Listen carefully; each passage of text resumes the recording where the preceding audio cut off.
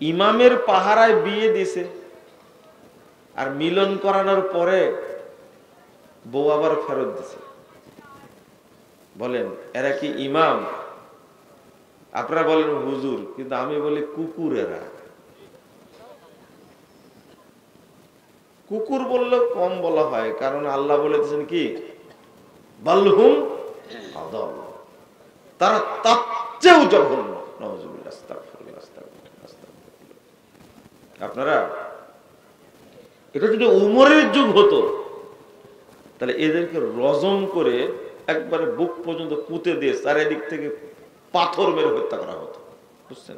যুগটা আসলে ওমরের যুগ না, এটা হলো ডক্টর ইউনূসের যুগ। বুঝতে পারলেন? কোন দিন ফিরে আসবে জানি না, তবে প্রত্যাশা করি আল্লাহ যেন দ্রুত ওই সোনালী যুগকে ফেরত দেন, যেখানে কোরআন সুন্নাহর বিধান কার্যকর হবে। না হলে এই সমস্ত এরা কি ইসলামের কর্ণধার? এরা মসজিদের ইমাম হতে পারে? যে ফালতু ফতোয়া দিয়ে 1 ঘন্টার জন্য বউটা আর একজনকে দিয়ে এটা হালাল করলো না হারাম করলো? বলে তো দেখি। এই বাংলাদেশে এখন এই ফতোয়া চলতে পারে? ওই ইমামকে তো গ্রেফতার করার দরকার। ওই যে একজন পালায় বেড়াচ্ছে।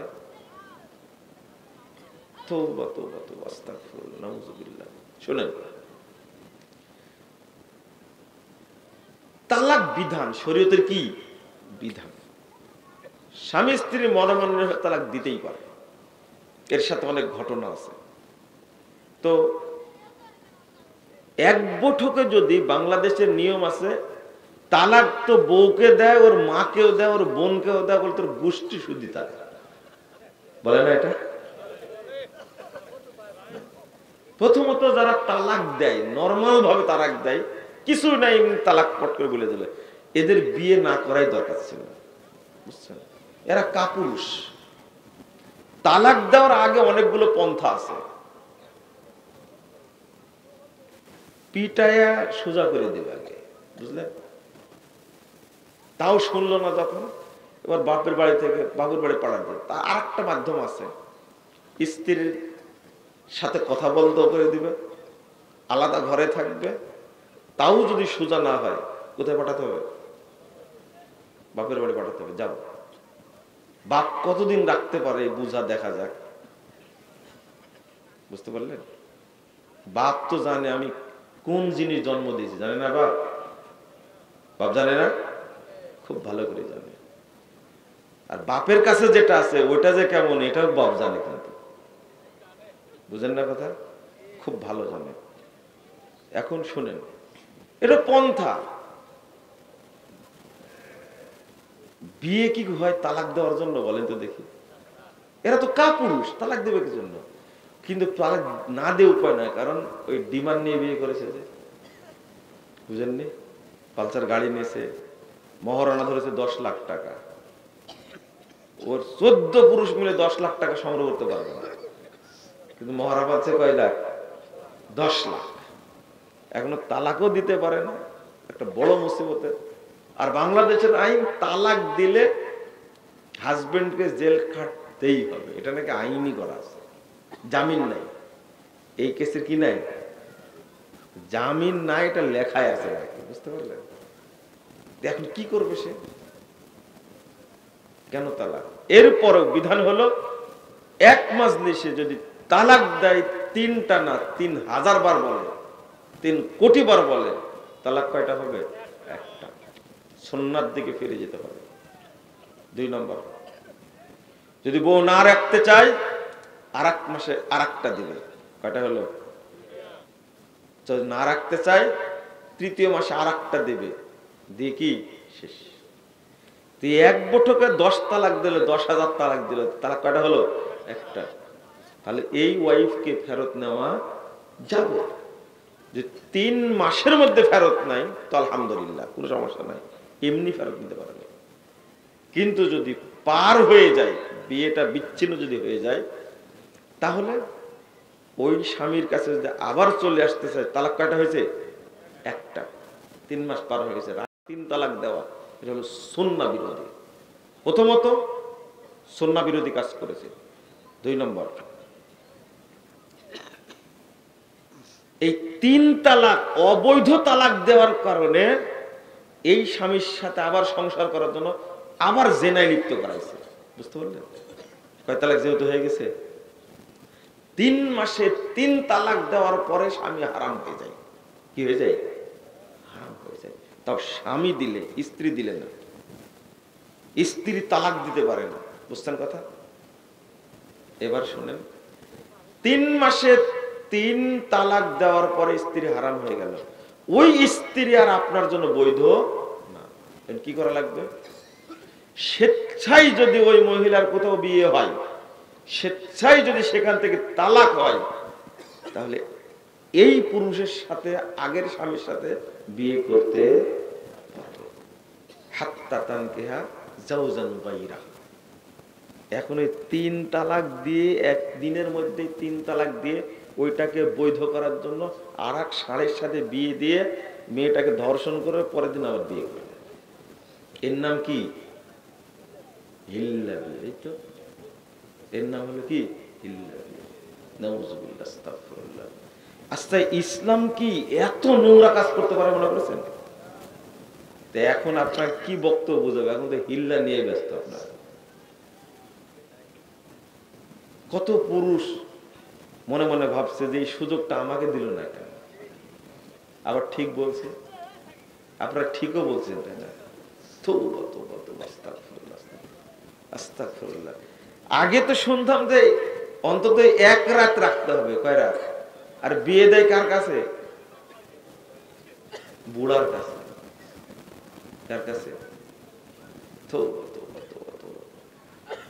বাংলাদেশে এই ধরনের কাজ হয়, হতে পারে কল্পনা করিনি। আপনারা কি বুঝলেন?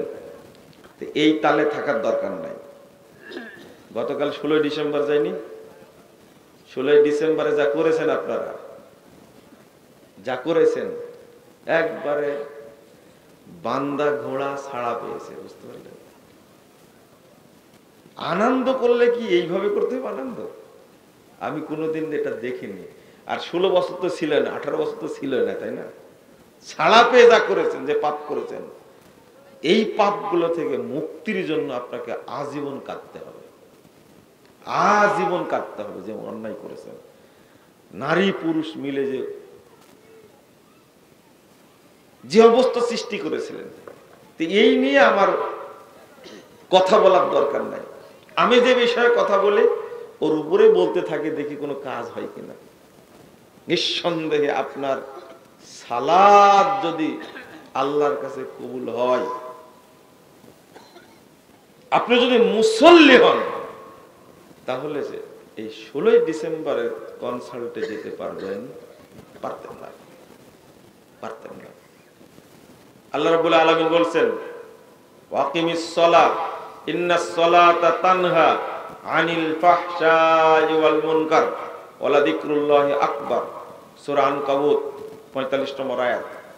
নিশ্চয়ই সালাত বাধা দেয় আনিল ফাহশা, যত ফাহিশা কাজ আছে সব কাজকে বাধা দেয়। ওয়াল মুনকার, যত খারাপ কাজ আছে সবগুলো সালাত বাধা দেয়। তা আপনাকে বাধা দেয় না কেন? বাধা দেয় না কেন? এটা কোনোদিন চিন্তা করে দেখেছেন আপনি? দেখেননি আপনি, কোনোদিন ভাবেননি। আমি আপনাদেরকে ভয় দেখাই, বলি বারবার, আমরা সালাত আদায়ের ব্যাপারে গাফেল, উদাসীন। ফাওয়াইলুল লিল মুসাল্লিন আল্লাযীনা হুম আন সালাতিহিম কি সাহুন। উদাসীন যারা।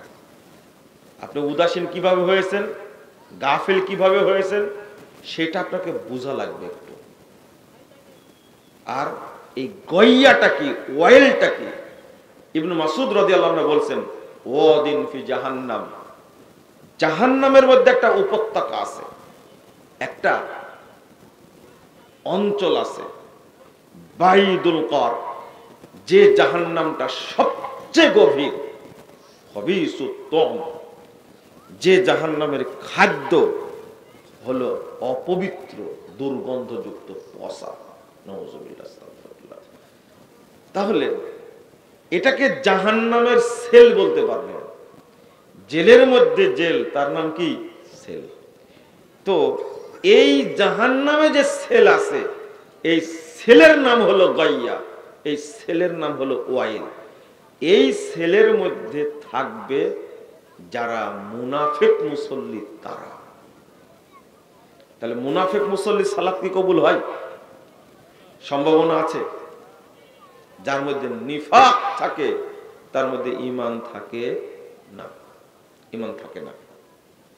আমি শুধু সালাত আদায় করছি, শুধু সালাত আদায় করছি, কিন্তু একটুকু চিন্তা করি না আমি সালাতটা শুদ্ধভাবে পড়ি, ইখলাসের সাথে পড়ি। আমি চিন্তা করি না সালাতটা একটু যত্নের সাথে পড়ি, এই চিন্তাটা করি না। আগে হাদিসটা শুনে আপনাদেরকে আমি সালাতের কথা কেন বলছি, কেন বেশি বেশি বলি। রাসূলুল্লাহ সাল্লাল্লাহু আলাইহি সাল্লাম বলছেন, ইমাম সদরুদ্দিনের তিনি একটা হাদিস নিয়ে আসছেন, 410 নম্বর হাদিস, আর তিরাতের মধ্যে হাদিসের সনদ সহিহ। রাসূল সাল্লাল্লাহু আলাইহি সাল্লাম বলছেন, আউয়ালু মা ইউসাল্লুল আবদু ইউহাসাবু বিহি সালাতু, কাল কিয়ামতের মাঠে সর্বপ্রথম হিসাব নেওয়া হবে সালাতের। কার? সালাতের। ফাইন কুবিলা মিনহু কুবিলা সাইরু আমালি, যদি সালাত কবুল হয়ে যায় তো যত আমল আছে সমস্ত আমল অটো কবুল হয়ে যাবে। তাহলে অন্য আমল কবুল হওয়ার জন্য ফাউন্ডেশন কি? সালাত। সালাত শুদ্ধ হতেই হবে। এই জন্য আহলুল হাদিসরা সালাতের ব্যাপারে বেশি কথা বলে, কারণ সালাতটা যেন শুদ্ধ হয়। 1 নম্বর, সালাত কবুল হয়ে গেলে হজ, যাকাত, সিয়াম যত আমল আছে সব আমল আল্লাহ অটো কবুল করবেন।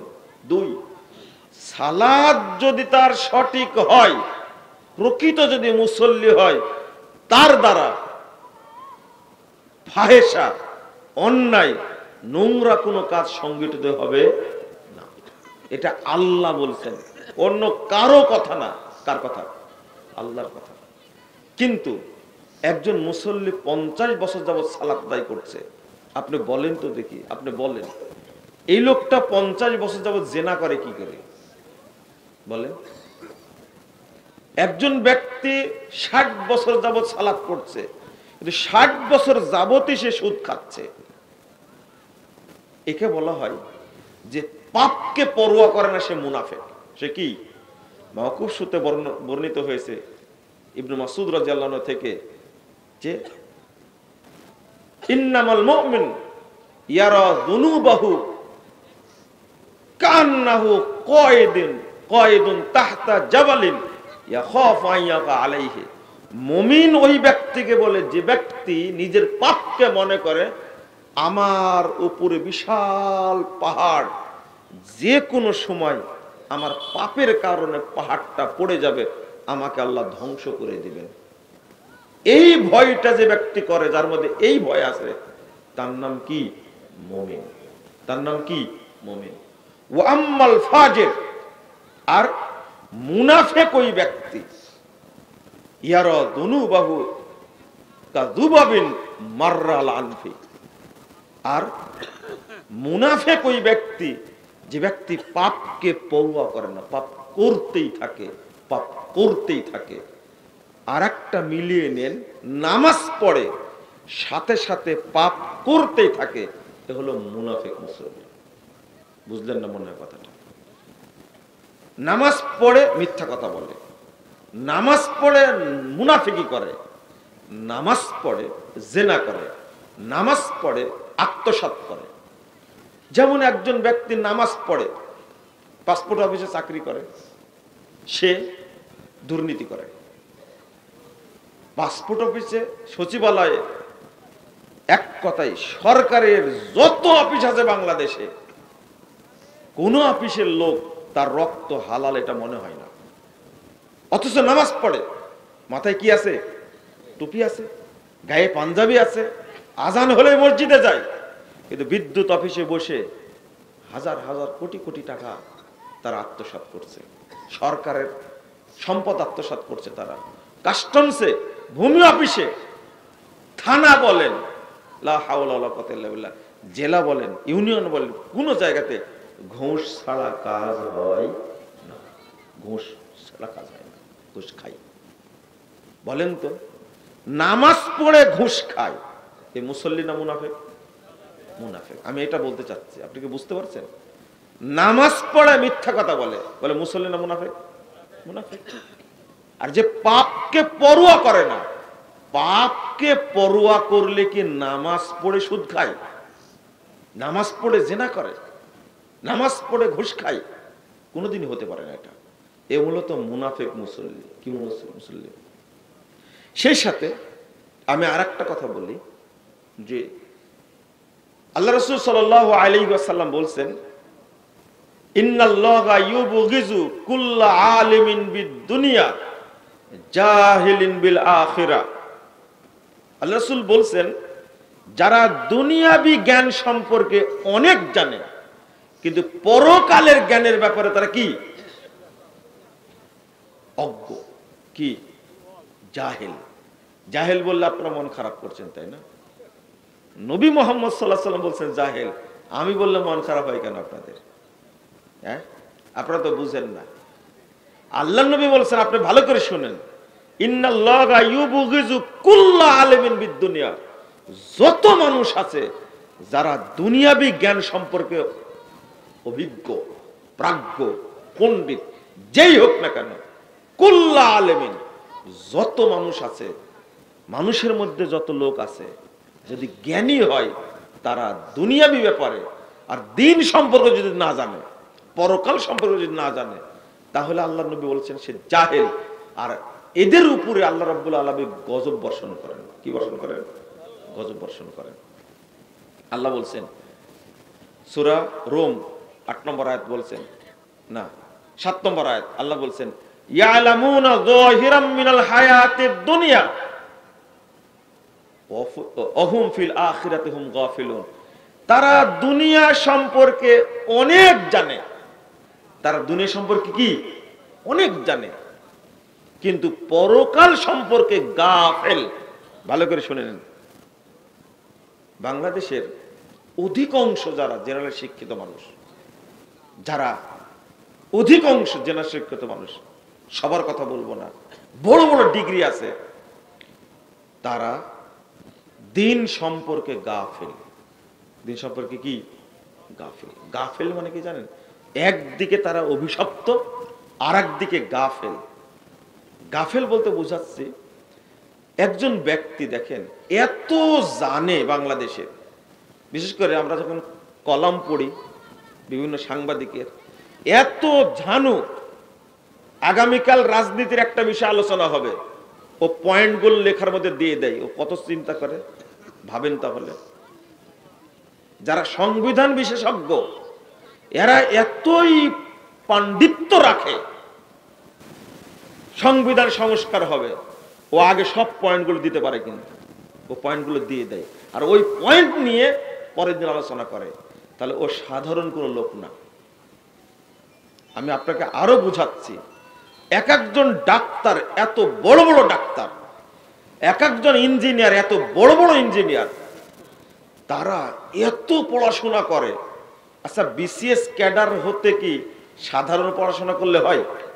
না, বিসিএস ক্যাডারকে অনেক পড়াশোনা করতে হয়, অনেক পড়াশোনা করতে হয়, প্রায় সবই জানা যায় আন্তর্জাতিক বিশ্ব সম্পর্কে। কিন্তু ও শরীয়তের ব্যাপারে এত গাফেল, এত উদাসীন। ও উদাসীন শুধু না, আলেমদেরকে দেখতে পারে না, এ দেখতে পারে না টুপিওয়ালাকে, মাদ্রাসা মসজিদকে সহ্যই করে না।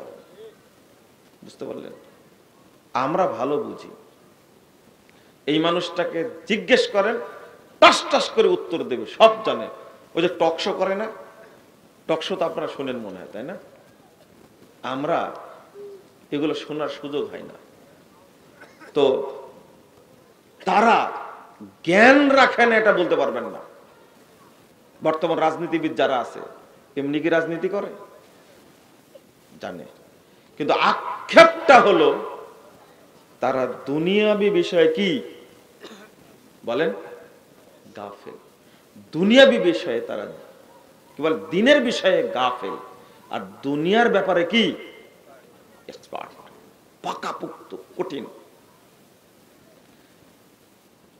আল্লাহ রাব্বুল আলামিন বলছেন সূরা নামল 66 নম্বর আয়াত, বালিদ্দারাকা ইলমুহুম ফিল আখিরাহ। আল্লাহ বলছেন বরং তাদের আখিরাতের ব্যাপারে যে ইলম ছিল, এই ইলমটা নষ্ট হয়ে গেছে। কেন বলছেন? বালহুম ফি শাক্কিম মিনহা বালহুম মিনহা আমুন। আল্লাহ বলছেন যে আখিরাতের ব্যাপারে যে ইলম ছিল তাদের, এই ইলমটা কি হয়ে গেছে? নষ্ট হয়ে গেছে। এক। দুই নম্বর বলছেন বরং পরকালের ব্যাপারে তারা সন্দিহান, না পরকাল হবে না, মানুষকে আর কবর থেকে উঠানো হবে না, খামাখা হুজুরেরা বকবক করে। আরেকটা হলো বালহুম মিনহা আমুন। আল্লাহ আবার বলছেন বরং পরকালের ব্যাপারে, দিনের ব্যাপারে তারা কি অন্ধ।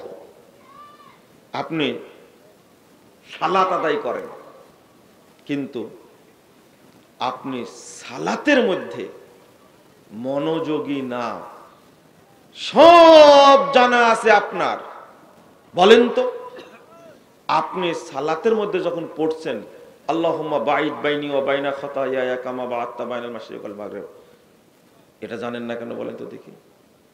সব বুঝেন, কিন্তু আপনার সালাতের মধ্যে কি বলছেন এটা বুঝেন না কেন বলেন?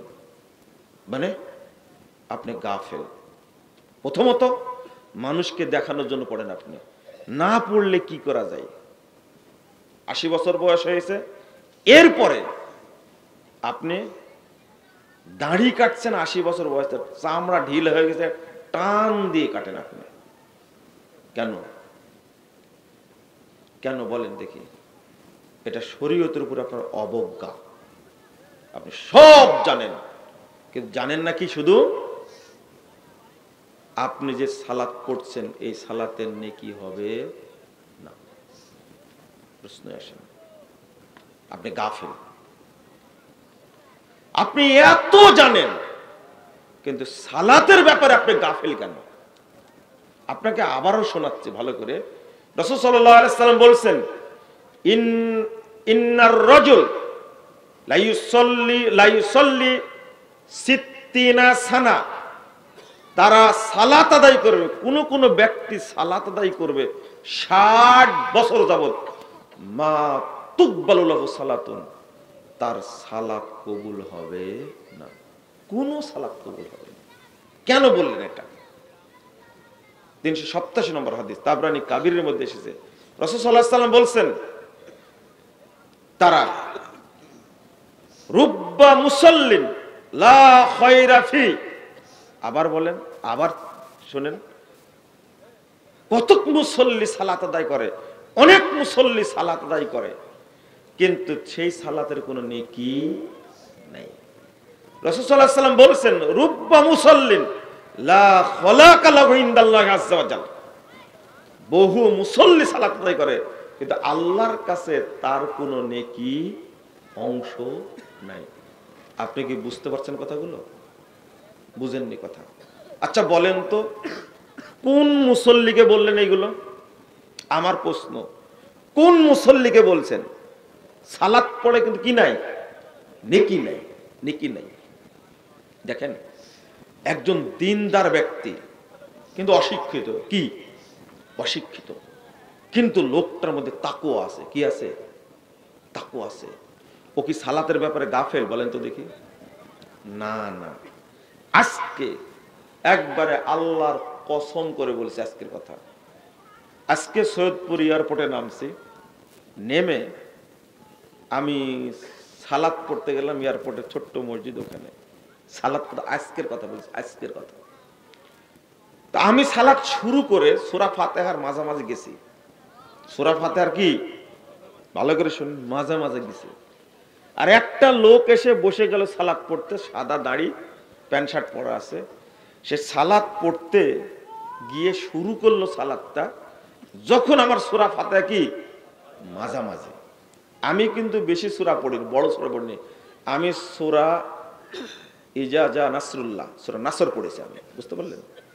এই লোকটা 3 রাকাত মাগরিব পড়লো, আল্লাহর কসম করে বলছি 1 মিনিট যদি পার হয় তাহলে 1 মিনিট 5 সেকেন্ড হয়েছে। 1 মিনিট কয় সেকেন্ড হয়েছে? 5 সেকেন্ড হয়েছে। 10 সেকেন্ড মনে হয়নি। এটা আমি আল্লাহর কসম দিয়ে বলছি, আপনাকে কসম করে বলছি। এটা আমার দেখা, আমার পাশে সালাত পড়লে একাকি চেয়ারে বসে, হাইরে ভাই, রুকু করা, সেজদা করা, এরকম এরকম। কখন যে দোয়া পড়লো আমার জানা না। এটা 1 মিনিটের মধ্যে 3 রাকাত পড়ে আমি কিন্তু সূরা ফাতিহা পড়ছি, সূরা নাসর পড়ছি, এরপর রুকুতে গেছি। ও রুকু থেকে উঠতে নাই, রুকুতে উঠতে কি নাই। আল্লাহ সাক্ষী, আপনারা সাক্ষী, আজকে বললাম শুনুন। এই ভদ্রলোক ফ্লাইটে আসছে, বুঝলেন? ফ্লাইটে আসছে। বলেন তো, এই শিক্ষিত মানুষের নামাজটা আর একজন অশিক্ষিত মানুষ কিছু জানে না, দোয়ার অর্থটা কিছু জানে না, কিন্তু তার মধ্যে গাফলতি নাই। ওর মধ্যে কি আছে? ইখলাস আছে। ওর মধ্যে আছে কি? ওর মধ্যে একাগ্রতা আছে। সে সালাত পড়ে ধীরে সুস্থে। দেখবেন আপনার মুরব্বীদেরকে, আপনারা কি দাদি, মা, খালাকে চিনেন না আপনারা? তারা কি খুব উচ্চ শিক্ষিত? না। দেখবেন তাদের মধ্যে কত ইখলাস, কিন্তু কিছু জানে না, মূর্খ মানুষ। কিন্তু গাফেল কাকে বললেন আল্লাহ? এদিকে তাকান আগে। গাফেল কাকে বললেন? ইয়ালামুনা যাহিরাম মিনাল হায়াতিদ দুনিয়া ওয়া হুম ফিল আখিরাতি হুম গাফিলুন। যারা দুনিয়াবি জ্ঞান সম্পর্কে অনেক প্রাজ্ঞ, অভিজ্ঞ, কিন্তু পরকাল সম্পর্কে তারা কি? গাফেল। পরকাল সম্পর্কে কি? গাফেল। কেন? আপনি অবজ্ঞা করে সালাত আদায় করেন। আপনি একদিকে বলেন মাদ্রাসা শিক্ষাকে ফকিরি বিদ্যা বলেন, কি বিদ্যা বলেন? আপনাদের দেশে বলে না মনে হয়, তাই না?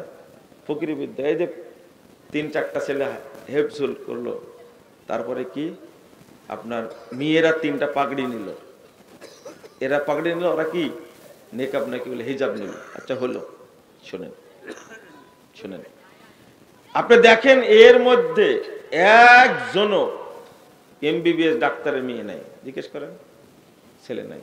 এই আছে? একজন নাই। প্রফেসরের সন্তান একজনও নাই, একজনও নাই। কোন শিল্পপতি ছেলে নাই এর মধ্যে, কোন শিল্পপতি ছেলে নাই, কোন এমপির ছেলেও নাই। এমপির ছেলে, কলেজের টিচারের তার ছেলেও নাই এর মধ্যে। আপনি জিজ্ঞেস করেন, নাই। কেন?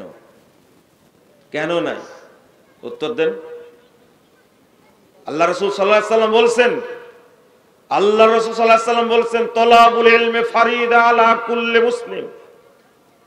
আমি বলছি লা ইলাহা ইল্লা আনতা সুবহানাকা ইন্নী কুনতু মিনাজ জালিমিন। আমি বলছি যে মুসলিম যদি আপনি হন, আপনি ইঞ্জিনিয়ার, তাহলে আপনাকে ফরজিয়াত, ওয়াজিবাত সম্পর্কে আবশ্যক জ্ঞান যেগুলো, সেগুলো আপনাকে জানতেই হবে। 94 বছর বয়স হয়ে গেছে, মাজা বাঁকা হয়ে গেছে, এখন জিজ্ঞেস করছেন মুজাফফর সাহেব কি বক্তব্য দিলেন? আজীবন জানতাম আল্লাহ সর্বত্র বিরাজমান, আর এখন আপনি বলছেন যে যে ব্যক্তি বলবে আল্লাহ সর্বত্র বিরাজমান সে কাফের। বলেছি না? মুরব্বী ফোন দিয়ে ধমকও দিল, আবার আফসোসও করলো। বলছে যে দেখেন তো মুজাফফর বিন মুহসিনকে পাওয়া যায় কিনা। তাতে ফোনে পাওয়া যায় না, কাছেই ছিলাম, ফোন ধরা দিছে। বলছে যে বয়স অনেক হয়ে গেছে, 92-94 বছর, এতদিনে এসে শুনলাম যে আল্লাহ নাকি আরো সেই থাকে। চিন্তা করেন, অথচ লোকটা শিক্ষিত মানুষ। কি পরিমাণ অবজ্ঞা হলে, কি পরিমাণ গাফেল হলে তারা শরীয়ত সম্পর্কে কোনো জ্ঞান রাখে না। চিন্তা করেন।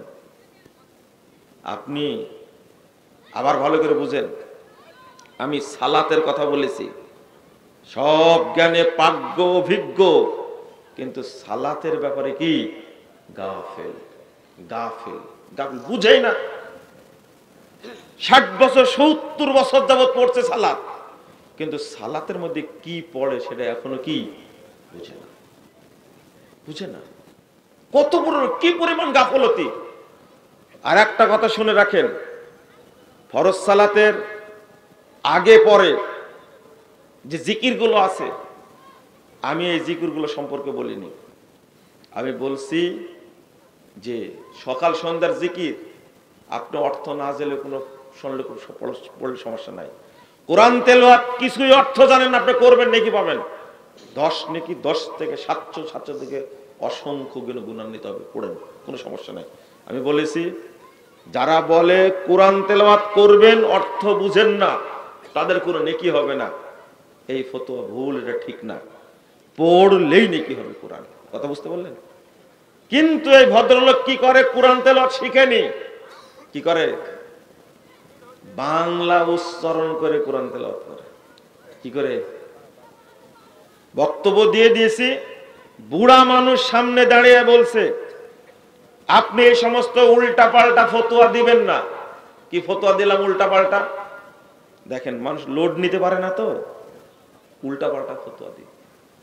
আমি যেটা বলি সেটারই লোড নিতে পারেন না, কেমনে বুঝাবো বলেন দেখি? আমি বললাম ইজমাউল উলামা, আলেমদের ঐকমত্য, কোরআনের ভাষায় পড়তে হবে, বাংলা ভাষায় উচ্চারণ করে কোরআন পড়া যাবে না, উর্দু ভাষায় উচ্চারণ করে কোরআন পড়া যাবে না, ফার্সি ভাষায় উচ্চারণ করে কোরআন পড়া যাবে না,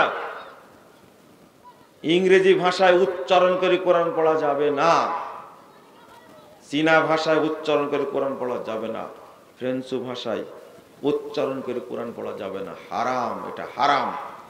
উনি বলছেন উল্টা পাল্টা ফতোয়া দিয়ে বিভ্রান্ত সৃষ্টি করছেন, আমরা বুড়া হয়ে গেছে, এখন কিভাবে কোরআন পড়ব? আমি বললাম আলিফ বা তা সা জিম হা এইভাবে পড়া শুরু করেন কোরআন তেলাওয়াতের নিয়াতে, আপনি ডবল নেকি পাবেন। মানতে নারাজ, শুধু আপনিই বলেন, আর তো কেউ বলে না। এই দায়িত্ব আমি নিতে পারবো না। জেনে দেখেন, আপনি বলছে যে আজীবন বাংলা উচ্চারণ করে কোরআন পড়ে আসছি, আর আজকে বলছেন উচ্চারণ করে কোরআন পড়লে পাপ হবে, 100 বার পাপ হবে। এটা হারাম জিনিস করলে পাপ হবে না? কোরআনের ভাষাতেই পড়তে হবে, কোরআন কালামুল্লাহ, কোরআনের ভাষাতেই পড়তে হবে। এইটা একদিকে বলেছি, আরেক দিকে বলেছি যে সালাত পড়তে হবে বুঝে, কিন্তু কি বুঝেনি।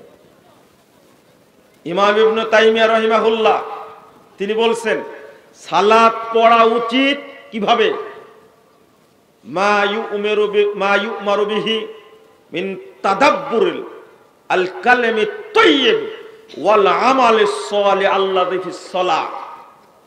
সালাতের মধ্যে যে দোয়াগুলো পাঠ করা হয় সেটা তাদাব্বুর, বুঝে পাঠ করা উচিত, ওয়াল আমালুস সালিহ, আর যেগুলো সালাতের মধ্যে আমল করা হয় সেইগুলো যেন বুঝে ভালোভাবে আদায় করা হয়।